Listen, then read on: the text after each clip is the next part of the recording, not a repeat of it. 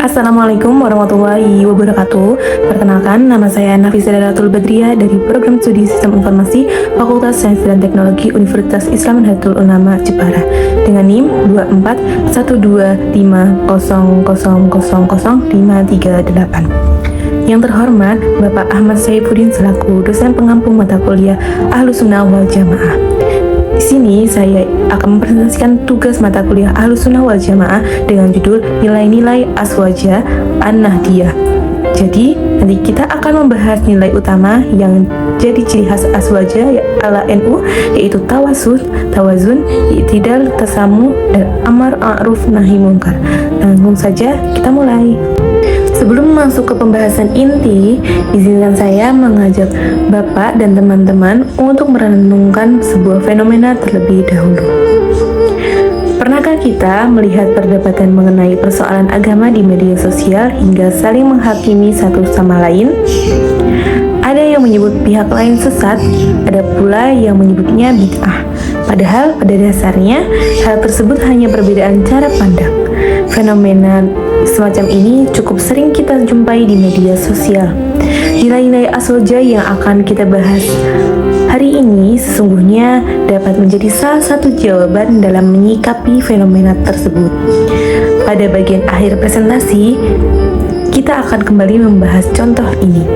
Selanjutnya, agar lebih terarah, berikut adalah agenda pembahasan kita pada hari ini. Terdapat 4 poin utama. Yang pertama, penjelasan mengenai apa itu Azwajah An-Nahdiyah. Yang kedua, 5 nilai utama Azwajah An-Nahdiyah.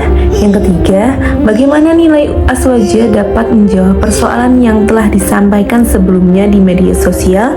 Dan yang terakhir, kesimpulan sekaligus ajakan bagi kita semua. Apa itu Azwajah An-Nahdiyah? Baik, kita masuk ke poin pertama, yaitu mengenai apa itu Azwajah An-Nahdiyah. Azwajah An-Nahdiyah memiliki 5 nilai utama yang menjadi ciri khas dalam cara beragama di lingkungan Nahdlatul Ulama. Menurut Zubaidi 2019, kelima nilai tersebut merupakan fondasi yang menjadikan NU dikenal sebagai organisasi yang moderat dan terbuka terhadap perbedaan. Sementara itu, Ahmad Saifuddin 2023 menyatakan bahwa nilai-nilai ini semakin relevan pada era digital saat ini, mengingat tantangan yang dihadapi generasi muda ini berbeda dari generasi sebelumnya, termasuk dalam bersikap di dunia maya. Langsung saja kita masuk ke nilai pertama adalah tawasud, yang berarti jalan tengah.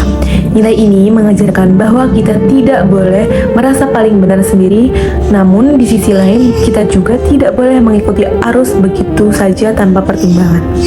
Sebagai contoh, kita tidak dengan mudah menuduh pihak lain sesat, namun kita juga tidak serta-merta mengikuti tren tanpa berpikir terlebih dahulu.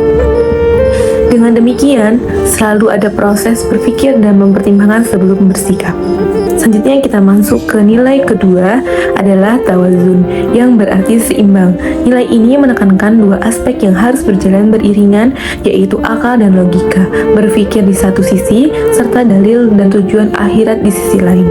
Antara akal dan dalil, antara dunia dan akhirat, keduanya harus berjalan seimbang dan tidak boleh berat sebelah. Sebagai contoh, kesibukan dalam perkuliahan dan berorganisasi diperbolehkan selama kewajiban sholat dan mengaji tetap tidak ditinggalkan. Yang selanjutnya kita masukkan nilai ketiga adalah i'tidal, yang berarti adil dan tegak lurus. Nilai ini mengajarkan kita untuk menilai seseorang sebagaimana adanya, bukan menganggapnya salah hanya karena berbeda kelompok. Sebagai contoh, mengkritik suatu gagasan atau pendapat diperbolehkan, namun kritik tersebut tidak boleh berubah menjadi kebencian terhadap pribadi yang menyampaikannya. Yang selanjutnya, nilai keempat adalah tasamuh, yang berarti toleransi. Perbedaan mazhab maupun pendapat merupakan hal yang wajar dan bukan menjadi alasan untuk saling menyerang. Dalam praktis sehari-hari, misalnya menjalin pertemanan dengan seseorang yang memiliki perbedaan dalam amalia atau kebiasaan ibadah, bukanlah suatu permasalahan yang besar. Selanjutnya, nilai yang kelima, sekaligus yang nilai terakhir adalah amar ma'ruf nahi munkar, yaitu mengajak kepada kebaikan dan mencegah kemungkaran. Mengingatkan pihak yang keliru diperbolehkan, asalkan disampaikan dengan cara yang santun dan enak didengar, bukan dengan mempermalukan melalui kolom komentar. Sebagai contohnya, apabila kita menjumpai konten yang menyimpang, menyampaikan teguran secara pribadi melalui pesan langsung akan jauh lebih efektif dibandingkan berdebat secara terbuka di ruang publik. Baik, yang selanjutnya mari kita kembali ke fenomena yang telah disampaikan pada awal presentasi saya tadi. Ketika seseorang dengan mudah menyebut pihak lain kafir atau sesat hanya karena perbedaan pendapat, cobalah kita bayangkan apabila nilai-nilai aswaja tersebut diterapkan. Alih-alih membahas dengan pernyataan kamu sesat, itu bid'ah, kita dapat merespon dengan lebih bijaksana. Misalnya dengan menyampaikan bahwa perbedaan pendapat adalah hal yang wajar dan mengajak untuk berdiskusi secara baik-baik. Hal ini merupakan penerapan dari nilai tasamu dan tawasud. Apabila memang terdapat hal yang perlu diluruskan, kita dapat menyampaikannya dengan rasa kalimat seperti sebenarnya, maksudnya demikian, mari kita periksa kembali sumbernya. Hal ini merupakan penerapan dari amar ma'ruf nahi mungkar yang disampaikan dengan cara yang santun.